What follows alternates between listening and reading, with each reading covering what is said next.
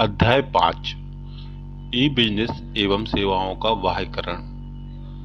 इस पार्ट में हम इंटरनेट बिजनेस के द्वारा कौन कौन सी सेवाएं होती हैं तथा व्यापार को किन सेवाओं की आवश्यकता होती है इसको जानेंगे। इसके लिए पहले हम ई व्यवसाय को समझते हैं और इसकी अवधारणाओं से अपन इसको प्रारंभ करेंगे। पिछले दशक और इसके बाद व्यवसाय करने के तरीके में अनेक मूलभूत परिवर्तन हुए हैं। व्यवसाय करने के तरीके को व्यवसाय पद्धति कहा जाता है और उभरते का अर्थ है कि यह परिवर्तन अब बने रहने से है। व्यवसाय की यह नई पद्धति नया व्यवसाय नहीं वरन यह तो व्यवसाय करने के नए तरीके हैं। आइए सबसे पहले हम ई व्यवसाय को समझते हैं। ई व्यवसाय को ऐसे उद्योग, व्यापार और वाणिज्य के संचालन के रूप में परिभाषित किया जा सकता है जिसमें हम कंप्यूटर नेटवर्क का प्रयोग करते हैं। ई व्यवसाय बनाम ई कॉमर्स। ई व्यवसाय ई कॉमर्स से अधिक विस्तृत एवं व्यापक शब्द होता है। ई व्यवसाय में ई कॉमर्स भी सम्मिलित है। ई कॉमर्स एक फर्म के अपने ग्राहकों और पूर्तिकर्ताओं के साथ इंटरनेट पर पारस्परिक संपर्क को सम्मिलित करता है। ई व्यवसाय न केवल ई कॉमर्स वरन व्यवसाय द्वारा इलेक्ट्रॉनिक माध्यम द्वारा संचालित किए गए अन्य कार्य जैसे उत्पादन है, स्टॉक है, प्रबंध, उत्पाद विकास, लेखांकन एवं वित्त और मानव संसाधन को भी सम्मिलित करता है। अर्थ की दृष्टि से आज जबकि इंटरनेट का जमाना है, दुनिया का आधुनिक व्यापार धीरे धीरे इंटरनेट से जुड़ने लगा है। इससे व्यापार की नई धारणा प्रचलन में आई है जिसे हम ई कॉमर्स या ई बिजनेस कहते हैं। आज हम इंटरनेट पर अपनी दुकान खोलकर दुनिया भर के इंटरनेट उपभोक्ताओं तक पहुंचा सकते हैं। इंटरनेट उपभोक्ता घर बैठे ही माल का आदेश दे सकते हैं, माल की सुपुर्दगी ले सकते हैं और भुगतान भी कर सकते हैं। ई बिजनेस के अर्थ को जानने के पश्चात हम इसके क्षेत्र के बारे में बात करेंगे। पहला क्षेत्र जो है वो B2B कॉमर्स कहलाता है। B2B का अर्थ है बिजनेस टू बिजनेस। इस के अंतर्गत इलेक्ट्रॉनिक व्यवहारों को करने वाले दो पक्ष में व्यवसायिक इकाइयां होती हैं, यानी कि विक्रेता भी व्यवसायिक इकाई होती है और क्रेता भी व्यवसायिक इकाई होती है। उदाहरण के लिए देखा जाए कि दोनों फर्म में से एक उत्पादन करने वाली और दूसरी कच्चा माल सप्लाई करने वाली हो सकती है। मारुति उद्योग लिमिटेड कार बनाने के लिए पुर्जे जैसे टायर है, सीट है, दरवाजे आदि दूसरी कंपनी से लेने का कार्य करते हैं। इस पद्धति को अपन B2B कह सकते हैं। दूसरा ई बिजनेस का क्षेत्र देखा जाए वह B2C कॉमर्स के अंतर्गत आता है। बिजनेस टू कस्टमर्स, यानी कि एक पक्ष व्यवसाय का है और दूसरा ग्राहक का। इसके अंतर्गत एक पक्ष फर्म होती है और दूसरा ग्राहक होता है। ग्राहक घर बैठे ही इंटरनेट पर अपनी मनपसंद वस्तु की जानकारी प्राप्त कर सकता है, उसका आदेश दे सकता है, कुछ मदों को प्राप्त कर सकता है और भुगतान भी कर सकता है। दूसरी ओर फर्म किसी भी समय यह जान सकती है कि ग्राहक का संतुष्टि स्तर क्या है। आजकल कॉल सेंटर के माध्यम से यह जानकारी उपलब्ध हो जाती है। तीसरा क्षेत्र intra B commerce. Intra B commerce में ऐसे व्यवसाय आते हैं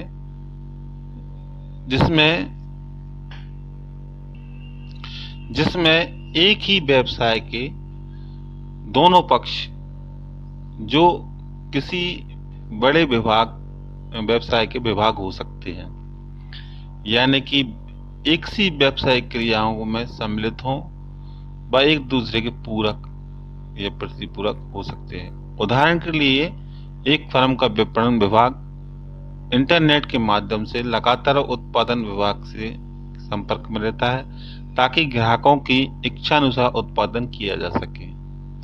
अगला क्षेत्र है C2C commerce, customer to customer, यानी ग्राहक से ग्राहक। C2C का अर्थ है, जैसे हम क्यूकर को देख रहे हैं और कई ऐसे माध्यम हैं जिसमें एक ग्राहक दूसरे ग्राहक को इंटरनेट के माध्यम से जोड़ देते हैं। क्यूकर वैसे इसका अच्छा उदाहरण है। पांचवा क्षेत्र है C2B, यानी ग्राहक से व्यवसाय। यह उपभोक्ताओं को शॉपिंग की स्वतंत्रता देता है। उपभोक्ता कॉल सेंटर पर टोल फ्री नंबर के द्वारा पूछताछ कर सकते हैं। छठवां क्षेत्र है C2E कॉमर्स। इसके अंदर कंपनी कर्मचारियों की भर्ती, इंटरव्यू, साक्षात्कार, चयन और प्रशिक्षण आदि प्रक्रिया आसानी से पूरी कर सकती है। क्षेत्र के बारे में बात हो जाने के पश्चात हम ई कॉमर्स के लाभों के बारे में जानेंगे। लाभ में सबसे पहला बिंदु हम विश्व स्तर पर पहुंच के बारे में जानते हैं। जो व्यवसायी ई बिजनेस से जुड़ जाते हैं उनका बाजार का विस्तार काफ़ी व्यापक हो जाता है। नए नए ग्राहक संपर्क में आते हैं जिससे उनकी बिक्री में भी वृद्धि होती है और उनका स्तर विश्व स्तर का हो जाएगा। दूसरा लाभ है मध्यस्थ व्यापारियों का लुप्त होना। जैसे पारंपरिक व्यापार में हम देखते हैं कि किसी वस्तु के विक्रय के लिए मीडिएटर यानी मध्यस्थ जो व्यक्ति हैं वो अपना कमीशन जोड़कर वस्तु के मूल्य में वृद्धि कर देते हैं। जैसे थोक और फुटकर व्यापारी जो बीच बीच में वस्तु की लागत या मूल्य में वृद्धि करते हैं वो ई बिजनेस में लुप्त हो जाते हैं।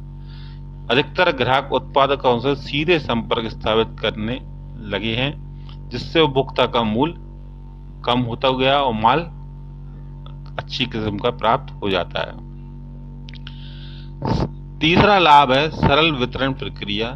ई बिजनेस के अंतर्गत अनेक सेवाएं एवं सूचनाएं कंप्यूटर पर ही प्राप्त हो जाती हैं जिससे वितरण प्रक्रिया सरल हो गई है और लागत में कमी आती जा रही है। चौथा लाभ स्थापना लागत का कम होना।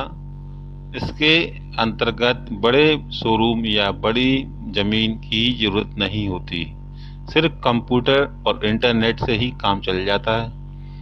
पांचवा लाभ देखा जाए नए उत्पादकों को लाने में आसानी। इसके माध्यम से कोई भी नया उत्पाद बाजार में लाया जा सकता है। इंटरनेट पर इसे पूरी जानकारी उपलब्ध कराकर उपभोक्ता को घर बैठे उत्पादकों के बारे में पूरी जानकारी उपलब्ध करा दी जाती है। छठवां एक लाभ का बिंदु देखा जाए तो वह समय की बचत भी है। घर बैठे उपभोक्ता को सामान आसानी से मिल जाता है, उन्हें बाजार नहीं घूमना पड़ता, जिससे उनका अनावश्यक रूप से व्यय होने वाला समय कम से कम लगता है। ई कॉमर्स के लिए आवश्यक संसाधन कौन से हैं, इसके बारे में अगर यदि चर्चा करें तो पहला संसाधन कंप्यूटर सिस्टम का होना अनिवार्य है। कंप्यूटर सिस्टम का होना ई कॉमर्स की पहली आवश्यकता है। कंप्यूटर के द्वारा ही इंटरनेट से जुड़ा जा सकता है। दूसरा संसाधन इंटरनेट कनेक्शन का होना अनिवार्य है। इंटरनेट कनेक्शन लेना बहुत जरूरी है। आजकल यह घर बैठे ही बड़ी आसानी से लिया जा सकता है। तीसरा संसाधन है वेब पेज का होना, यानी वेबसाइट बना लेना। ई कॉमर्स में वेब पेज का सर्वाधिक महत्व है। इससे होम पेज के नाम से ही भी जाना जाता है। जिस उत्पाद को इंटरनेट पर प्रदर्शित करना होता है उसे वेब पेज पर दर्शाते हैं। चौथा संसाधन ऑनलाइन व्यवहार। ऑनलाइन व्यवहार का अर्थ है इंटरनेट के माध्यम से माल के बारे में जानकारी प्राप्त करना, आदेश देना, सुपुर्दगी लेना, भुगतान करना आदि सम्मिलित है। इससे अंतर्गत वस्तु, सूचना और सेवाओं का क्रय विक्रय संभव होता है। ई व्यवसाय के प्रयोग में देखा जाए तो ई अधिप्राप्ति, ई बोली यानी ई नीलामी। तीसरा प्रयोग ई संचार या ई संवर्धन। चौथा ई सुपुर्दगी पांचवा, ई व्यापार। ई व्यवसाय की सीमाओं के बारे में हम चर्चा करेंगे। पहली सीमा जो है वह है अल्प मानवीय स्पर्श। इसके अंतर्गत पारस्परिक संपर्क की गर्माहट का अभाव होता है, यानी कि व्यक्ति प्रत्यक्ष रूप से वस्तु को स्पर्श करके छू कर नहीं देख सकते, न समझ सकते। वह केवल दृश्य सामग्री के रूप में ही वस्तु का क्रय करते हैं। दूसरा सीमा के बारे में चर्चा करते हैं, आदेश प्राप्ति और आदेश पूरा करने की गति के मध्य असमरूपता व सूचना में अंतर होता है। माउस क्लिक करने मात्र से ही प्रभावित हो जाती है, जब परंतु वस्तु भौतिक सुपुर्दी के समय में ले ही लेती है। सुपुर्दगी तक माल आता है जब व्यक्ति के पास, वहां तक वस्तु में और माल के ऑर्डर करने में काफी लंबा समय हो जाता है। तीसरी सीमा ई व्यवसाय के पक्षों में तकनीकी क्षमता और असमर्थता की आवश्यकता, तकनीकी क्षमता और समर्थता की आवश्यकता होती है। जो व्यक्ति ई व्यवसाय को जुड़ना चाहते हैं, उनमें तकनीकी होना और तकनीकी सामर्थ्य होना जरूरी होती है, और उनका कंप्यूटर संचार में उच्च कोटि के परिचय की आवश्यकता होना आवश्यक होता है। तीसरी सीमा में पक्षों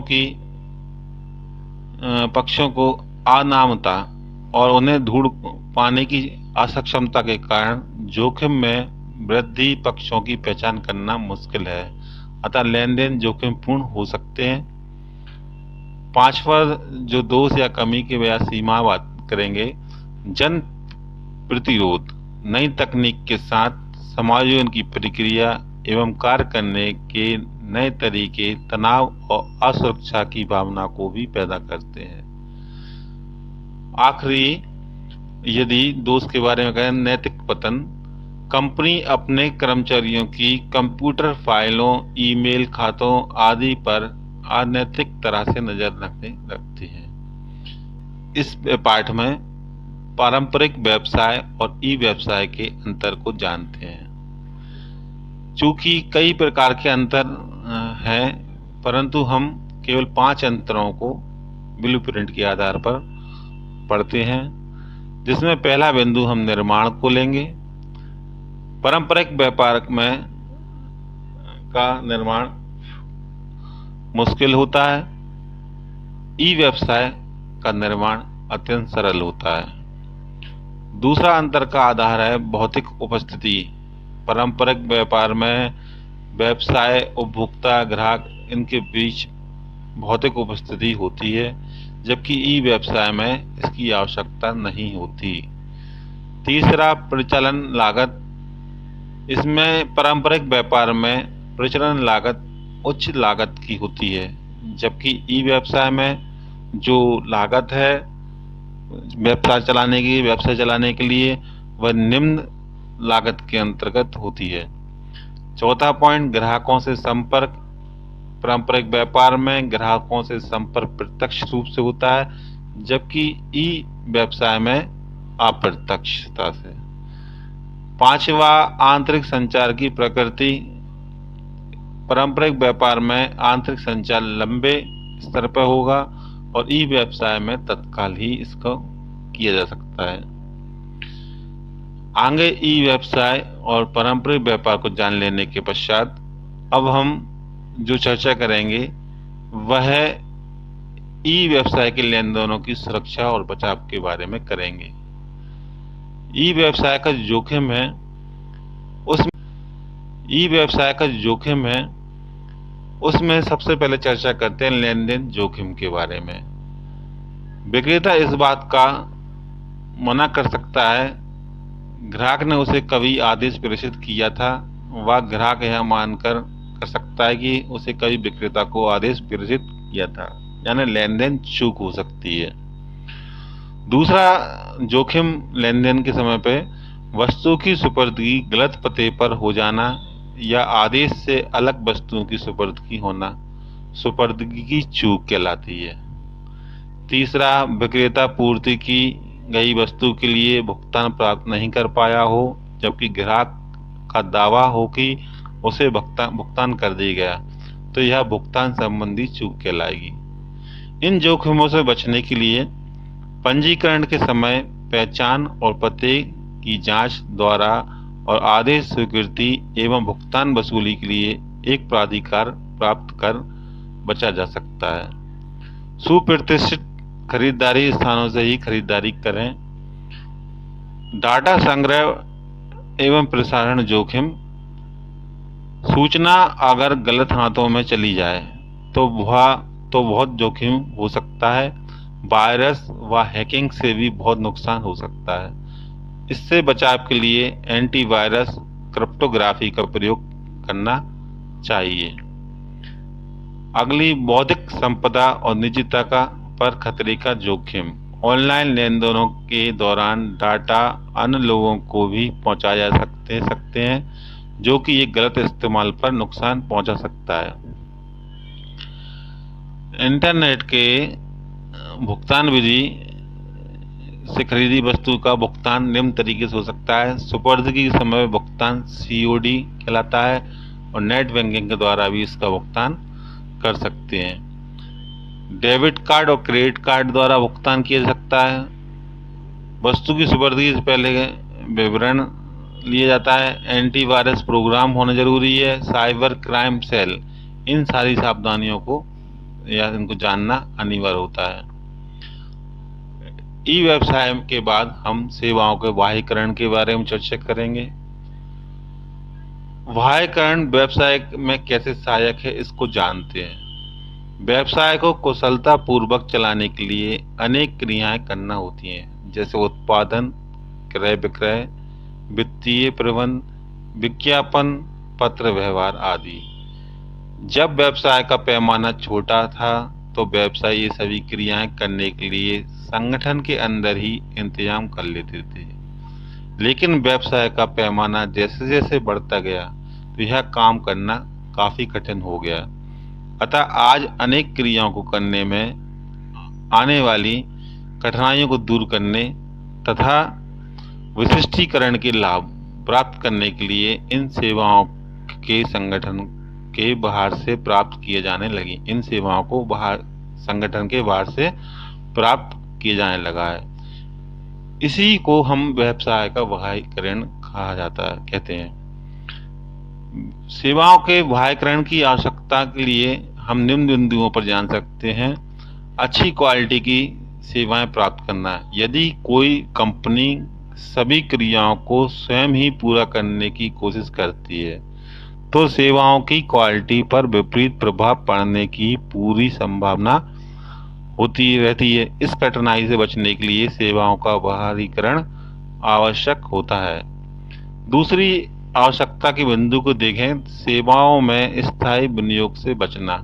यदि कोई कंपनी ये सेवाएं संगठन के अंदर ही उपलब्ध करती है तो उसे उनके लिए अलग अलग विभागों की स्थापना करनी होगी, जिस पर भारी स्थायी विनियोग करना पड़ता है। अतः ऐसा न्याय संगत लगता है कि इन सेवाओं को कंपनी के बाहर से ही प्राप्त कर लिया जाए। तीसरा, आवश्यकता के लिए जानने के लिए अगले अध्ययन करेंगे। व्यवसाय को सुविधापूर्वक ढंग से चलाना। सेवाओं के बाह्यकरण की आवश्यकता व्यवसाय को सुविधापूर्वक तरीके से चलाने के लिए होती है। व्यवसाय का ध्यान अनेक छोटी छोटी क्रियाओं से हटकर मुख्य क्रिया पर केंद्रित हो जाता है। बाह्यकरण सेवाओं के विषय क्षेत्र के बारे में जानें। आधुनिक सेवाओं के विषय क्षेत्र में हम पहला विषय क्षेत्र वित्तीय सेवाएं। वित्तीय सेवाओं का अभिप्राय ऐसी बाह्य सेवाओं से है जो किसी न किसी रूप से कंपनी की वित्त प्रबंधन में सहायता करती हैं। विज्ञापन सेवाएं। अधिक बिक्री के लिए विज्ञापन अति आवश्यक है। यदि किस काम के लिए किसी विज्ञापन एजेंसी की सहायता ले ली जाए तो कम लागत पर बढ़िया काम हो जाता है। तीसरा, पत्रवाहक सेवाएं। इन सेवाओं के द्वारा कंपनी उपभोक्ताओं को वस्तु पत्र, पार्सल आदि भेजती है। चौथा, ग्राहक सहायता सेवाएं। ये कंपनियां ग्राहकों को घर पर माल की सुपुर्दगी, विक्रय के बाद सेवाएं प्रदान करती हैं। प्रायः टीवी, फ्रिज, वॉशिंग मशीन आदि के निर्माता इन सेवाओं का प्रयोग करते हैं। बाह्य स्रोतीकरण के बारे में। बाह्य स्रोतीकरण में संविदा बाहर प्रदान करना सम्मिलित है।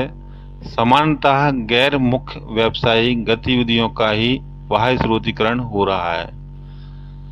प्रक्रियाओं का बाह्य स्रोतीकरण अबाध इकाई तथा अथवा तृतीय पक्ष का हो सकता है। बाह्य स्रोतीकरण की आवश्यकता, ध्यान केंद्रित करना। पहला बिंदु, इसमें कंपनी अपने मुख्य कार्य पर ध्यान लगा सकती है व बाकी कार्य बाहर स्रोतीकरण कर सकती है बाकी कार्य के लिए। दूसरा, उत्कृष्टता की खोज। इसमें दोहरा फायदा है। एक, जो कार्य फर्म स्वयं करती है उस पर ध्यान लगाकर उत्कृष्टता हासिल करके व जिस कार्य का बाह्य स्रोतीकरण निष्पादन में सर्वश्रेष्ठ फर्म को किया गया, वह भी कार्य उत्कृष्ट कोटि का होगा। तीसरा, आवश्यकता के बिंदु देखें। लागत में कमी। कार्य के बाह्य स्रोतीकरण से हर कार्य को उस फर्म को दिया गया जिसे विशिष्टीकरण उस कार्य में हासिल होता है, वह फर्म उस कार्य को बड़े पैमाने पर काफी फर्मों के लिए करती है, जिससे लागत में कमी व कम काम उत्कृष्ट किस्म का हो जाता है। चौथा, आवश्यकता के बिंदु है गठजोड़ द्वारा विकास। जब दूसरे से सेवाएं ग्रहण करेंगे तो उस क्षेत्र में पूंजी निवेश की आवश्यकता नहीं पड़ेगी व कम लागत व उत्कृष्ट गुणवत्ता की सेवाओं का लाभ हम प्राप्त कर सकते हैं, अतः व्यवसाय का इसका विकास हो जाता है। अगला आवश्यकता का बिंदु है आर्थिक विकास को प्रोत्साहन। वह देश जहां बाह्य स्रोतीकरण किया गया है उसमें उद्यमशीलता, रोजगार, निर्यात को भी प्रोत्साहित करता है। इसके बाद बाह्य स्रोतीकरण के सरोकार में पहला बिंदु, सरोकार के बारे में चर्चा करते हैं। इसका पहला बिंदु गोपनीयता। बाह्य स्रोतीकरण बहुत सारी महत्वपूर्ण सूचनाएं एवं जानकारी की हिस्सेदारी पर निर्भर करता है, जिससे पक्ष के हितों को हानि पहुंच सकती है। दूसरा, पारिश्रमिक खरीदारी। व्यावसायिक फर्म को बाह्य स्रोतीकरण करवाती है, अपनी लागतें कम करने का प्रयत्न करती है व मेजबान देश की निम्न मानव संसाधन लागत का अधिकतम लाभ उठाने की कोशिश करती है। तीसरा बिंदु, नैतिक सरोकार। दूसरे देशों में सख्त कानून न होने की वजह से बाल मजदूरी व लिंग के आधार पर कम मजदूरी देकर अपनी लागत कम करने की नैतिकता नहीं रखते। चौथा, गृह देशों में विरोध। कार्य बाहर सौंपने से गृह देश में बेरोजगारी की समस्या बढ़ती है, जिससे गृह देश में विरोध पनप सकता है। अब हम बीपीओ के बारे में जानेंगे। यह एक ऐसा प्रोसेस है जहां कि एक कंपनी अपने कुछ बिजनेस फंक्शन रिस्पॉन्सिबिलिटी को किसी एक थर्ड पार्टी ऑर्गेनाइजेशन के साथ शेयर करते हैं। ऐसा इसलिए है क्योंकि ऑर्गेनाइजेशन इस काम को करने में पूरी तरह से सक्षम होते हैं और ये काम वो काम होते हैं जिन्हें कंपनी खुद से कर नहीं सकती या उसे करना नहीं चाहती। इस प्रकार की जो प्रक्रिया है उसे हम बीपीओ कहते हैं, यानी कि बिजनेस प्रोसेसिंग यूनिट आउटसोर्सिंग। अगला, अब हम केपीओ के बारे में जानते हैं। केपीओ का पूरा नाम नॉलेज प्रोसेस आउटसोर्सिंग है। इसका पूरा काम ज्ञान व उसी ज्ञान से जुड़ी सूचना को संभालना और उनकी सेवाओं को बांटना है। केपीओ में काम करने के लिए आपकी नॉलेज अच्छी होनी चाहिए और आपकी शिक्षा भी अच्छे स्तर की होना जरूरी है।